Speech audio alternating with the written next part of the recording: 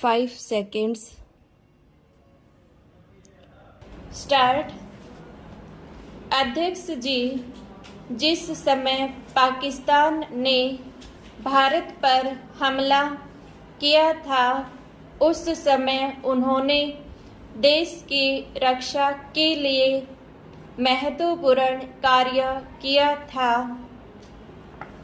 इसके साथ ही मैं मंत्री महोदय को यह भी स्मरण दिलाना चाहता हूँ कि शायद उन्होंने इस पर ध्यान नहीं दिया कि इस बार जो राष्ट्रीय पुरस्कार मिले हैं उनमें रेलवे प्रशासन को केवल 2 ही प्राप्त हुए हैं, जबकि मैं ऐसा मानता हूँ कि हमारी सेना के बाद अगर किसी ने युद्ध काल में सराहनीय कार्य किया है तो वह रेलवे प्रशासन अथवा रेलवे कर्मचारी और अधिकारी हैं।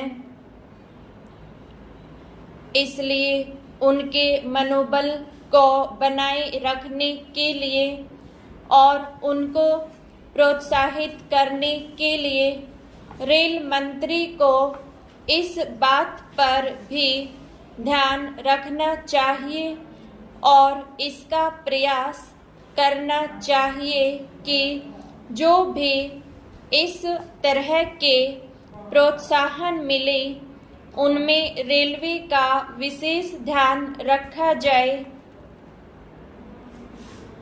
रेल मंत्री महोदय ने अपने वक्तव्य में भी रेलवे कर्मचारियों की प्रशंसा की है या उनको प्रोत्साहन दिलाया है, लेकिन यह प्रोत्साहन शांति काल में भी बना रहना चाहिए।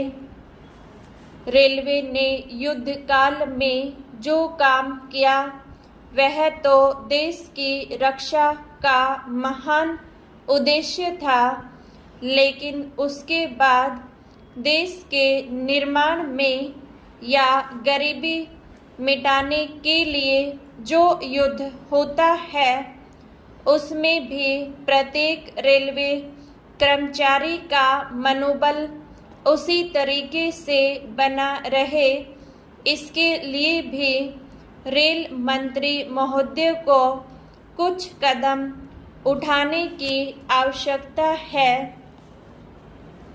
मैं ऐसा मानता हूँ कि वह किसी भी तरीके से करें, उनका तरीका कुछ भी हो, लेकिन उनको यह करना चाहिए कि जितने भी रेलवे कर्मचारी हैं, जो भी रेलवे को मुनाफा हो उसमें वह साझेदार हों।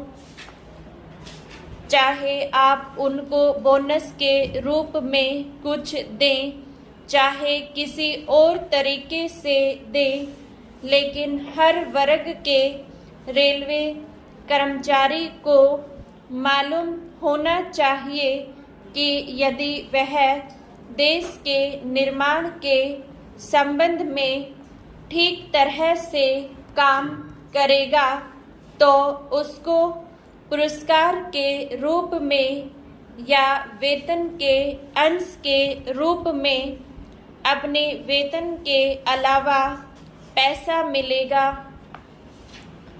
इसी प्रकार इस संबंध में मैं एक और सुझाव देना चाहता हूँ।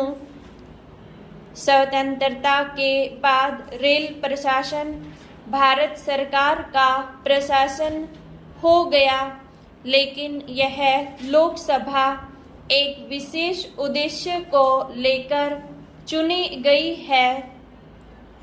यह उस कार्यक्रम का एक नमूना ही है।